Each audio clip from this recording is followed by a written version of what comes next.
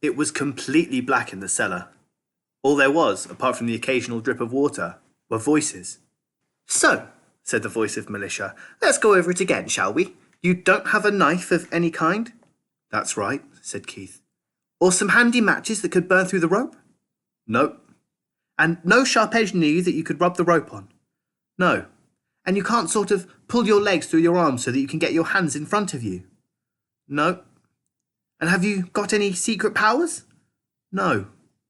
"Are you sure? The moment I saw you, I thought, he's got some amazing power that will probably manifest itself when he's in dire trouble. I thought, no one could really be as useless as that unless it was a disguise." "No, I'm sure. Look, I'm just a normal person. Yes, all right, I was abandoned as a baby. I don't know why. It was something that happened. They say it happens quite a lot. Doesn't make you special. And I don't have any secret markings as if I was some kind of sheep. And I don't think I'm a hero in disguise. And I don't have some kind of amazing talent that I'm aware of. Okay, I'm good at playing quite a few musical instruments. I practice a lot, but I'm the kind of person heroes aren't. I get by and I get along. I do my best. Understand?" "Oh." "You should have found someone else." "In fact, you can't be any help at all?" "No." There was silence for a while, and then Militia said, "You know, in many ways, I don't think this adventure has been properly organised." "Oh, really?" said Keith. "This is not how people should be tied up." "Militia, do you understand? This isn't a story," said Keith as patiently as he could. "That's what I'm trying to tell you. Real life isn't a story. There isn't some kind of magic that keeps you safe and makes crooks look the other way and not hit you too hard and tie you up next to a handy knife and not kill you. Do you understand?" There was some more dark silence. "My granny and my great aunt were very famous storytellers, you know," said Militia eventually, in a strange little voice. "Agonizer and Eviscera Grimm." "You said," said Keith. "My mother would have been a good storyteller too, but my father doesn't like stories. That's why I've changed my name to Grimm for professional purposes." "Really?" "I used to get beaten when I was small for telling stories," Militia went on. "Beaten?" said Keith. "All right then, smacked," said Militia. "On the leg, but it did hurt. My father says you can't run a city on stories. He says you have to be practical." "Oh. Aren't you interested in anything except music? He broke your pipe." "I expect I'll buy another one." The calm voice infuriated Militia. "Well, I'll tell you something," she said. "If you don't turn your life into a story, you just become part of somebody else's story." "And what if your story doesn't work?" "You keep changing it till you find the one that does." "Sounds silly." "Ha! Look at you. You're just a face in someone else's background. You let a cat make all the decisions." "That's because Maurice is," a voice said. "Would you like us to go away till you've stopped being human?" "Maurice," said Keith, "where are you?" "I'm in a drain, and believe me, this has not been a good night." "Do you know how many old cellars there are here?" said the voice of Maurice in the blackness. "Peaches is bringing a candle in. It's too dark even for me to see you." "Who's Peaches?" whispered Militia.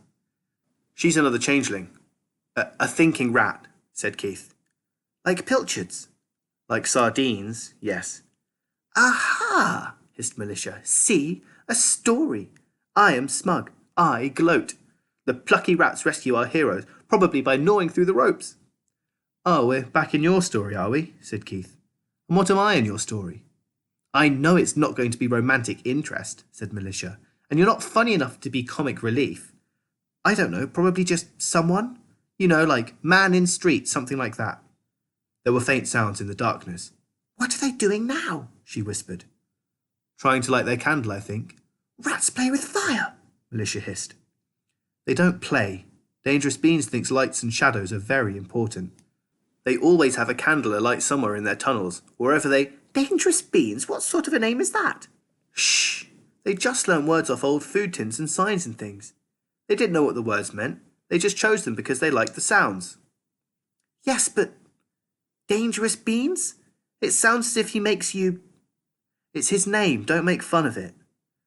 "Sorry, I'm sure," said Militia haughtily. The match flared. The candle flame grew. Militia looked down at two rats. One was, well, just a small rat, though sleeker than most of the others she'd seen. In fact, most of the ones she'd seen had been dead, but even the living ones had always been twitchy, nervy, sniffing the air all the time. This one just watched. It stared right at her. The other rat was white and even smaller. It was also watching her, although peering was a better word. It had pink eyes. Militia had never been interested in other people's feelings, since she'd always considered that her own were a lot more interesting, but there was something sad and worrying about that rat. It was dragging a small book, or at least what would be a small book to a human. It was about half the size of a rat. The cover was quite colourful, but Militia couldn't make out what it was. "Peaches and Dangerous Beans," said Keith. "This is Militia. Her father is the mayor here." "Hello," said Dangerous Beans. "Mayor? Isn't that like government?" said Peaches. "Maurice says governments are very dangerous criminals and steal money from people."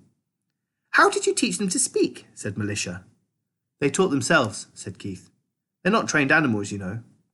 "Well, my father does not steal from anyone. Who taught them that governments are very—" Excuse me, said Maurice's voice hurriedly from the drain gate. "That's right, I'm down here. Can we get on with things?" "We'd like you to gnaw at our ropes, please," said Keith. "I've got a bit of a broken knife blade," said Peaches. "It's for sharpening the pencil. Would that be better?" "Knife?" said Militia. "Pencil?" "I did say they weren't ordinary rats," said Keith.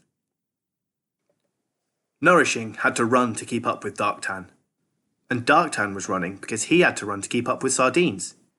When it came to moving fast across the town, Sardines was champion of the world. They picked up more rats on the way. Nourishing couldn't help notice that these were mostly the younger ones, who'd fled because of the terror but hadn't gone far. They fell in behind Darktan readily, almost grateful to be doing something with a purpose. Sardines danced on ahead. He just couldn't help it. And he liked drain pipes, roofs and gutters. "You got no dogs up there," he said, "and not many cats." No cat could have followed Sardines. The people of Bad Blintz had strung washing lines between ancient houses, and he leapt onto them, clinging upside down and moving as fast as he would on a flat surface. He went straight up walls, plunged through thatch, tap danced around smoking chimneys, slid down tiles. Pigeons erupted from their roosts as he sped past, the other rats trailing behind him. Clouds rolled across the moon. Sardines reached the edge of a roof and leapt, landing on a wall just below. He ran along the top and disappeared in the crack between two planks. Nourishing followed him into a kind of loft.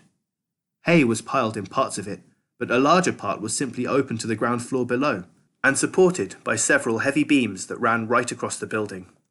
Bright light shone up from below, and there was the buzz of human voices, and, she shuddered, the barking of dogs. "This is a big stables, boss," said Sardines. "The pit's under the beams over there. Come on." They crept out on the ancient woodwork and peered over the edge. Far below was a wooden circle, like half a giant barrel. Nourishing realised that they were right over the pit. If she fell now, she'd land in the middle of it. Men were crowded around it. Dogs were tied up around the walls, barking at one another and at the universe in general, in the mad, "I'm going to do this forever" way of all dogs. And off to one side was a stack of boxes and sacks. The sacks were moving. "Kurtulk, how the kerp are we going to find ham and pork in this lot?" Darktan said, his eyes gleaming in the light from below. "Well, with old ham and pork, boss, I reckon we'll know when he turns up," said Sardines. "Could you drop onto the pit on a string?" "I'm game for anything, Guv," said Sardines loyally. "In a pit, with a dog in it," said Nourishing. "And won't the string cut you in half?" "I've got something that helps there, boss," said Sardines. He took off his thick coil of string and put it aside. There was another coil under it, glistening and light brown. He pulled at a piece of it, and it snapped back with a faint twang. "Bands of rubber," he said. "I pinched 'em off a desk when I was looking for more string. I've used 'em before, boss. Very handy for a long drop, boss." Sardines took a step back on the boards. There was an old candle lantern there, lying on its side, the glass smashed, the candle eaten long ago. "Good," he said, "because I've got an idea. If you can drop down—" There was a roar from below.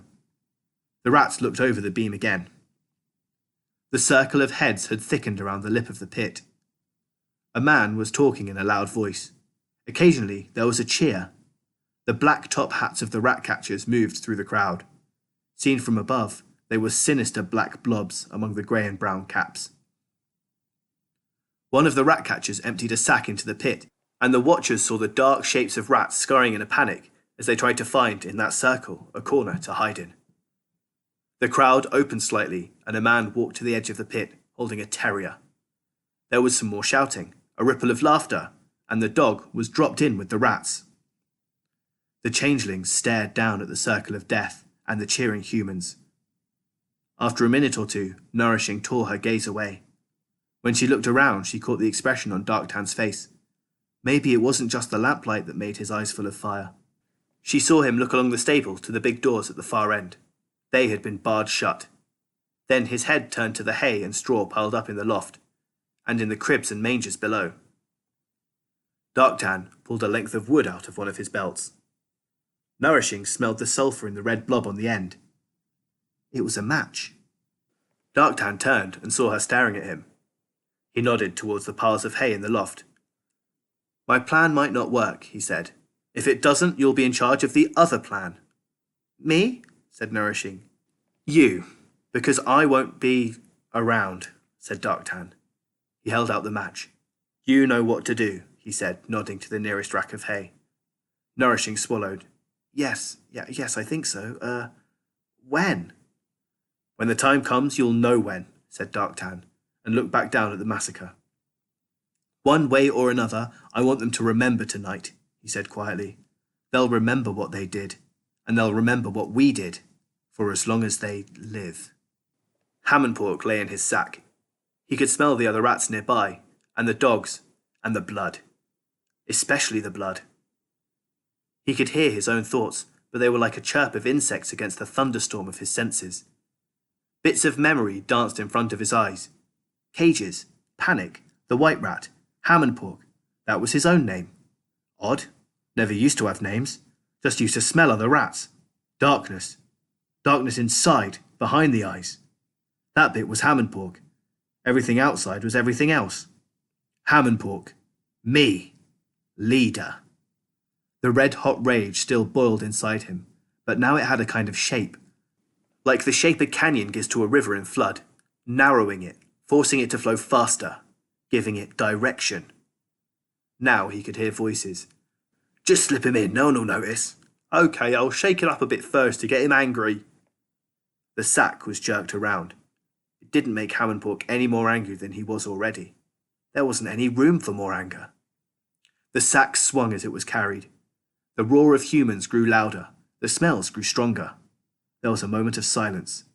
The sack was upturned, and Hammondpork slid out into a roar of noise and a pile of struggling rats. He snapped and clawed his way to the top as the rats scattered, and saw a growling dog being lowered into the pit. It snatched up a rat, shook it vigorously, and sent the limp body flying. The rats stampeded.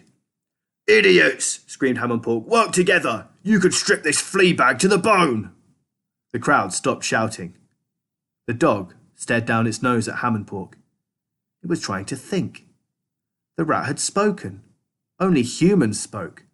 And it didn't smell right. Rats stank of panic. This one didn't.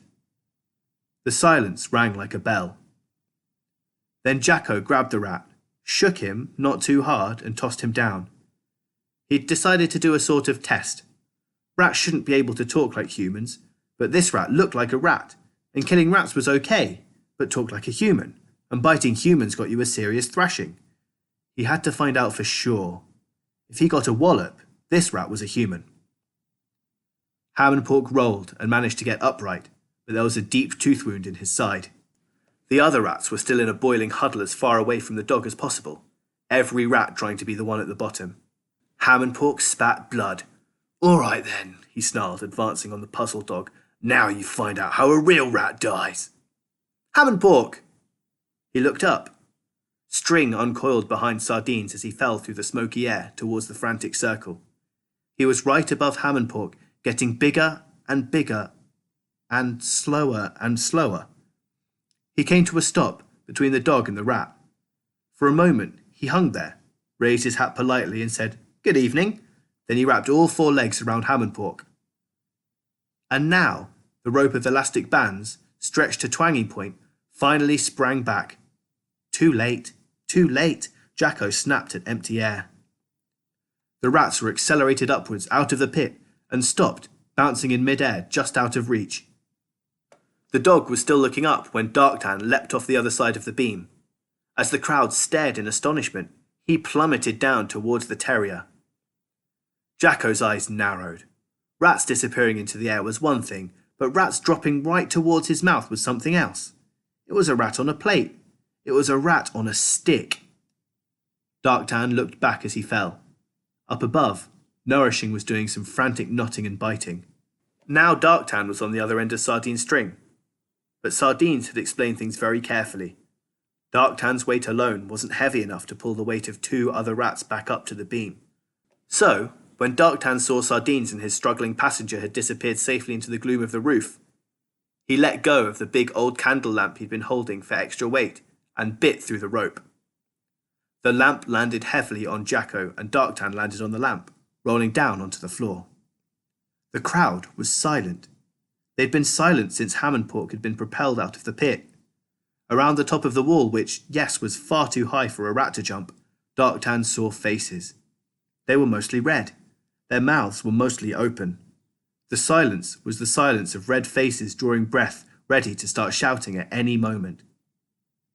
Around Darktan, the surviving rats were scrambling aimlessly for a foothold on the wall. Fools, he thought. 4 or 5 of you together could make any dog wish you'd never been born, but you scrabble and panic and you get picked off one at a time. The slightly stunned Jacko blinked and stared down at Darktan, a growl rising in his throat. Right, you Kirk, said Darktan, loud enough for the watchers to hear. Now I'm going to show you how a rat can live. He attacked. Jacko was not a bad dog, according to the way of dogs. He was a terrier, and liked killing rats in any case, and killing lots of rats in the pit meant that he got well fed and called a good boy, and wasn't kicked very often. Some rats did fight back, and that wasn't much of a problem, because they were smaller than Jacko, and he had a lot more teeth. Jacko wasn't that smart, but he was a lot smarter than a rat, and in any case, his nose and mouth did most of the thinking. And he was surprised, therefore, when his jaws snapped shut on this new rat, and it wasn't there. Darktan didn't run like a rat should. He ducked like a fighter. He nipped Jacko under the chin and vanished. Jacko spun around. The rat still wasn't there. Jacko had spent his show business career biting rats that tried to run away. Rats that stayed really close were unfair. There was a roar from the watchers. Someone shouted, $10 on the rat! And someone else punched him in the ear. Another man started to climb into the pit. Someone smashed a beer bottle on that man's head.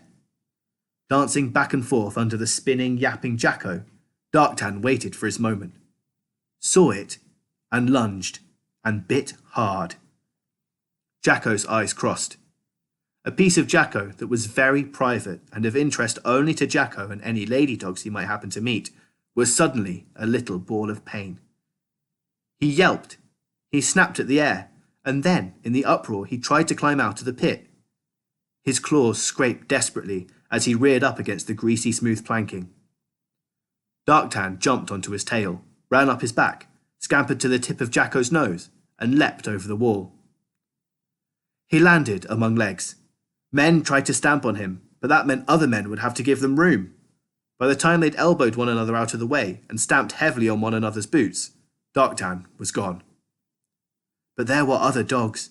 They were half mad with excitement in any case, and now they pulled away from ropes and chains and set off running after a rat. They knew about chasing rats. Darktan knew about running. He sped across the floor like a comet, with a tail of snarling, barking dogs, headed for the shadows, spied a hole in the planking, and dived through into nice, safe darkness. Click went the trap.